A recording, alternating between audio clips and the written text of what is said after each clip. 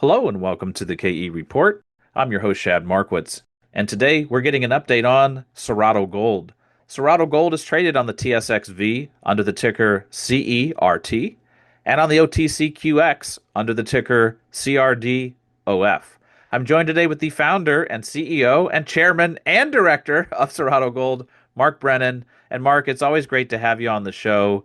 It's fun to dive into the numbers and get under the hood, and you put out some news to the marketplace on the 20th of October, where you unpack the Q3 production results at Minera Don Nicolas. Just as a reminder for people listening in, this is an operating, producing gold mine in Argentina, but the company does have a polymetallic development project, still very focused on precious metals in Portugal, Lagoa Salgada, and it does have an iron project with great optionality, a huge project in Quebec, Mont Sorcier. We will get to those as well later in the discussion, but Mark, kick us off with Minera Don Nicolas and the operations report. Well, thank you. As we've highlighted in most of our press releases and our presentations, 2025 has really been a year for transition, straightening out our balance sheet, really prepping ourselves for strong growth going into the future. And really, we're anticipating a really good kickoff in 2026. But that's meant that we've started a number of initiatives where, for example, we're just about complete in our heap leach operations and getting the setup there complete. We had a good increase in our production, about 33% in the heap leach operations at Minera Don Nicolas in Argentina versus Q2. And we see the heap leach operations in an area that we can grow as we move forward with stable growth production. On top of that, as you mentioned, we've seen an overall move in terms of looking to expand our production profile. And in Argentina, focused on underground operations. In June, we went underground for the first time on the property, and we expect to have production out by the fourth quarter from the underground operations. So that's very exciting for us.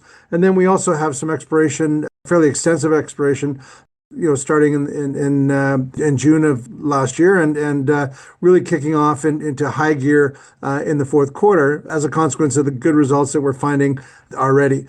So, at Minera Don Nicolas, the three different elements of open pit operations, underground operations, heap leach operations give us the real capacity to expand those operations dramatically.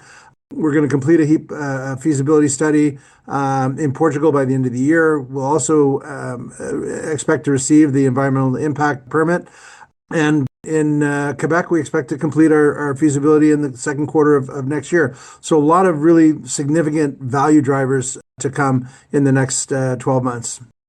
Well, Mark, let's dive in a little bit more granularly to the operations in Argentina at Minera Don Nicolas. In addition to going underground, you also expanded the crushing capacity, so that helps on the heap leach side of things. But the underground's a big deal, and I think it'd be nice to reiterate a point we've made in prior discussions about what happens in these deposits when you start open pit and then you go underground, and the potential for long mine life that maybe you're not seeing priced in. Because I think one of the knocks against the company is the short mine life. That's going to be fixed through exploration, as you point out, that's kicking off. But it's also going to be fixed by having a long life in the underground mining scenario. Agreed. I think that, we're the new boys on the block in terms of the producers in the Deseado Massif in Santa Cruz, where we're located. If you look at players like Cerro Vanguardia with Anglo, Cerro Negro with Newmont, with Cerro Moro with Pan American, these guys have been on the belt for the last 15 years or so. Cerro Vanguardia, the old boys, have been there about 30 years, but they all went through the phases that we've gone through, where they started with open pit, then went to a little bit of heap leach, and then went underground. What's really nice now is that we have very strong capability in all three of these elements. And for all of these other mines, where they receive the best endowment of gold is going underground. And so from that perspective, we fully expect to see some strong growth in our resource base and in our production profile from the underground as we move forward. We just started in the underground in June. And so we're very excited for what that's going to bring to us for the future. But we're also looking for significant open pit operations to drive resources as well. So we're pretty excited to see all three of these different operations, kicking into high gear, which I think we have the strong capability to do in 2026. Well, and let's get into the exploration factor too. Like you say, still making discoveries at surface, but also being able to eventually focus on underground drilling. You're going to have probably 10 to 15,000 meters drilled through the balance of this year. And then you got a big program for next year, probably upwards of 50,000 meters. Talk about how that fuels this growth. Well, indeed, we started in June on this exploration program in terms of actually drilling. It had been conceived in the previous 6 months, but we only had one rig on site, and now by December we'll have four rigs on site, three diamond drill rigs and one RC rig, which we will own. So we expect, as you mentioned, to do once we have these four rigs going, we'll be doing 50,000 meters per year very comfortably. So we're going to be on an extensive roll to expand our resources. But we've seen throughout the property, whether it be lower grade material at surface, high grade material just below surface where we can look to maybe move down to 100 meters or so. And then obviously the underground side, we've seen drilling from surface that basically has shown extensions on the underground in all directions to depth. But obviously, it's a lot easier and far less expensive to be drilling underground. And we expect that the drilling underground will start sometime in around December kind of timeframe. But the real critical thing here is we have not really drilled extensively on this property since we have owned it. And our expectation is to see, the resource base growing exponentially from where we are today.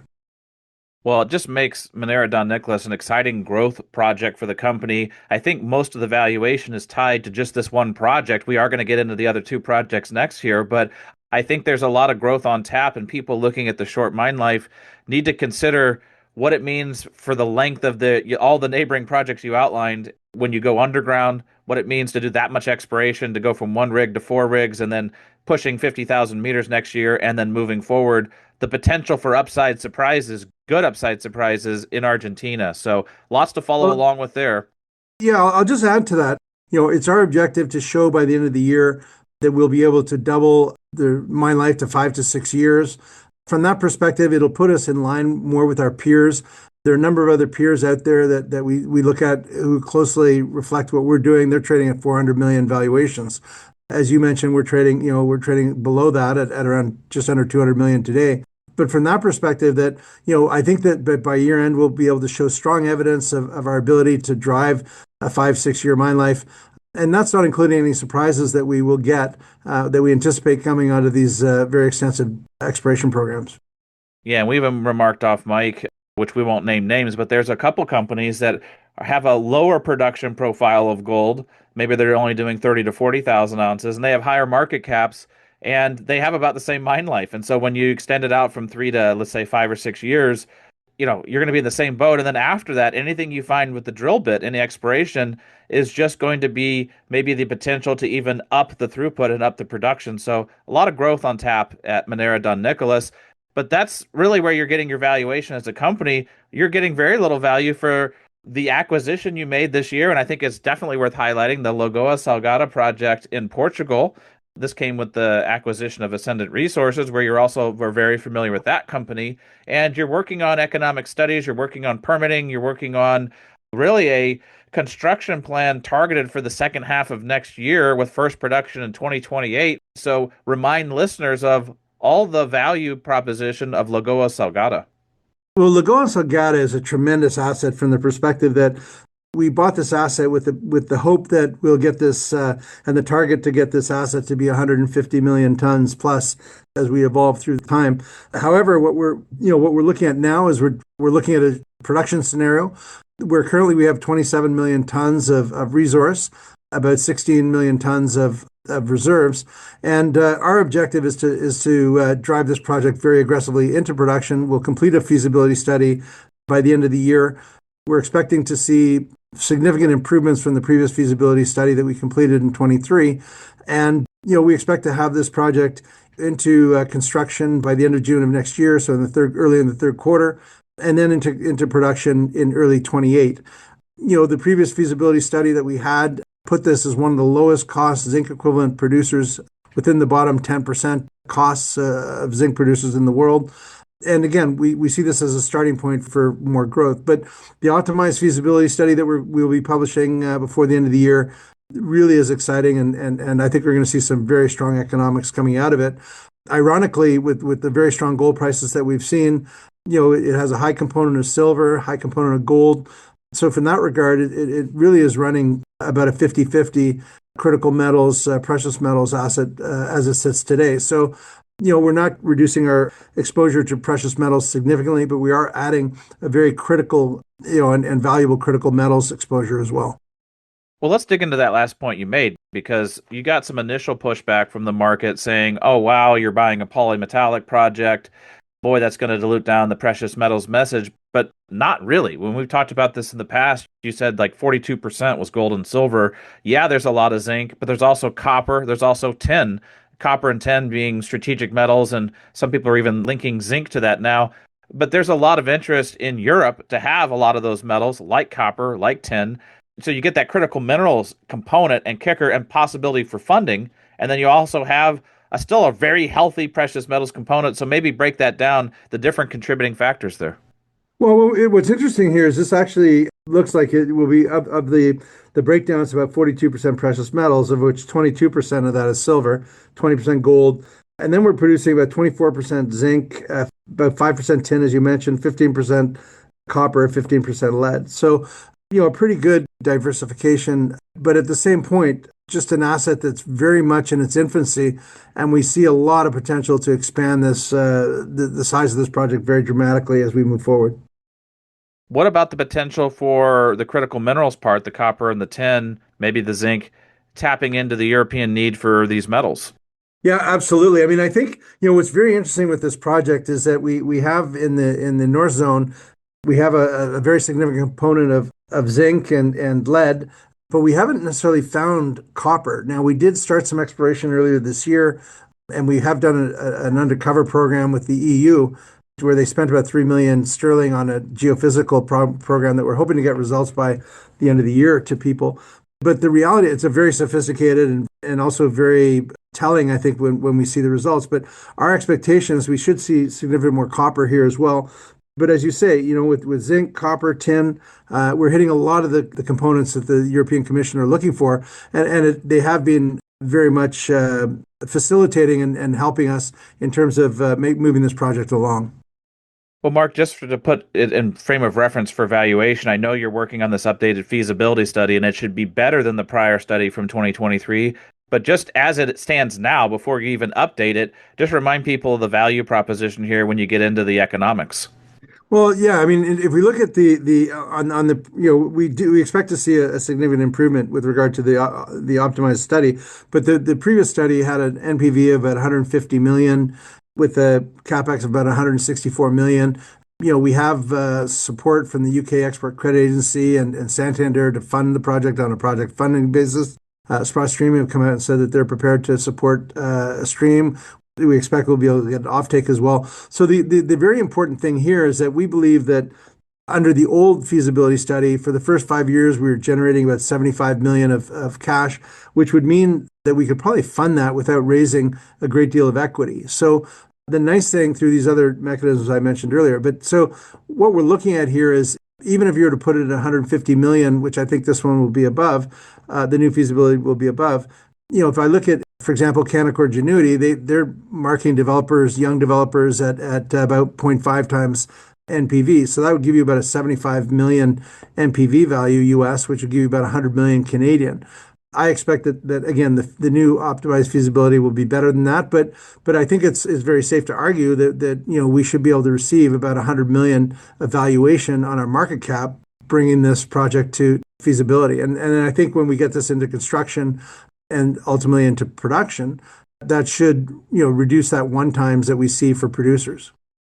Yeah, so the big re-rating potential there, just on the new feasibility study, if people give you a zero point 0.5 multiplier on it, that's a lot of market cap that I don't think is really being properly factored in. And then when you make the jump from developer into producer, you can move that to a one, and that's about 150 to 200 million in market cap just as it stands now, not including what's happened to metals prices, how they've grown, and what those sensitivities look like. That's just on the assumptions of the metals you used a couple of years ago. So there's a lot of upside at Lagoa Salgada.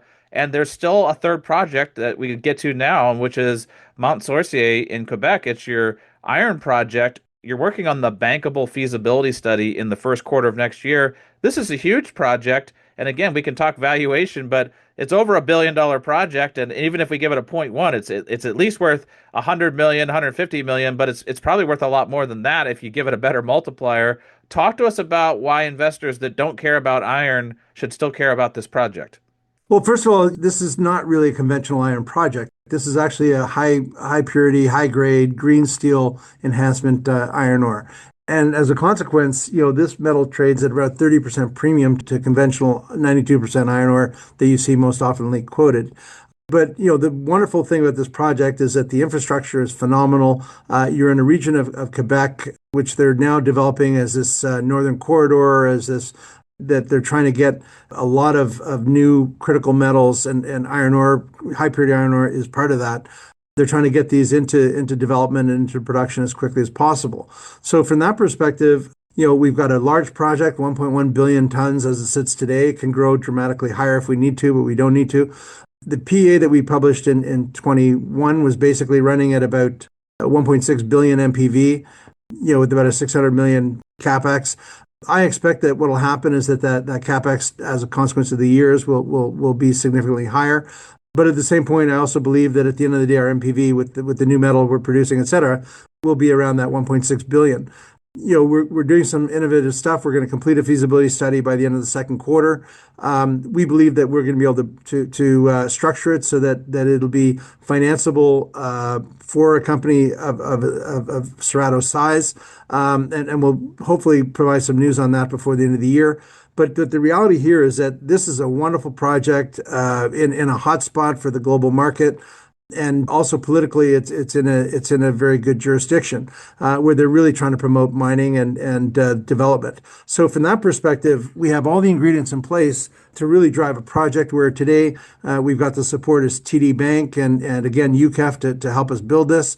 And so it's looking very, very strong. And, by the time we complete the feasibility, as you mentioned, even if we were to give that hypothetical zero point 0.1 times NPV, basically, that would give us an additional 160 million US, which would be close to 200 million. So without being kind of crazy, if you add the additional value we can throw to Argentina, let's call it 100 million. Let's call it 100 million on Lagoa. And let's say 150 million or 150 million US, that's 200 million Canadian to Quebec.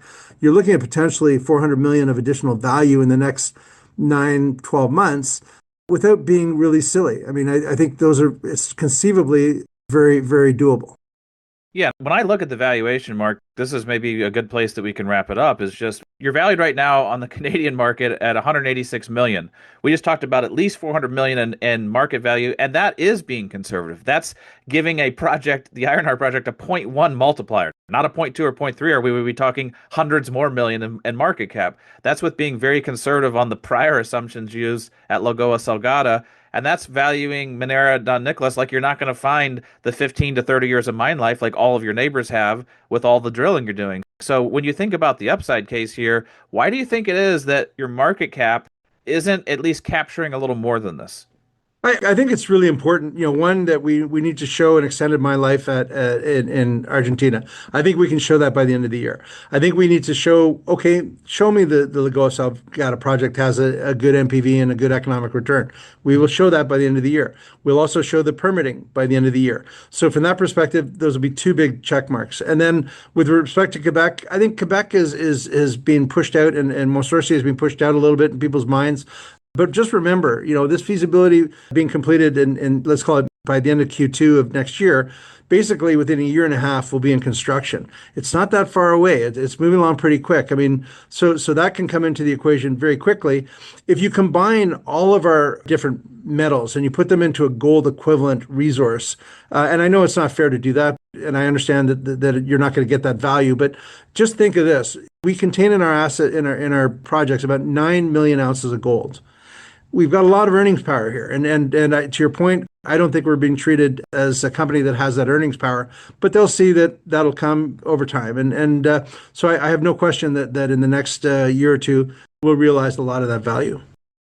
Well, I think that's a good place to wrap things up. There's a lot of value levers to pull on from the company at all three projects, and even multiple levels of value within each project to do. So everything from the Agreed. metals assumption to the exploration upside to the permitting upside to the obviously the better rating you get as more economic studies come out that you're and you got all these catalysts at the end of the year, beginning of next year. So we'll definitely keep tabs on that here at the KE report. For those of you listening in, if you want to follow along with all this news, definitely click on the link below in the show notes. It takes you right over to the Cerrado Gold website, straight to their news section, where you can sign up for updates that hit your email inbox, or you can just follow along with the news as it drops. And Mark, keep us posted. I'm sure we'll be getting you back on again before the end of the year for another update on all these news catalysts, and looking forward to our next conversation.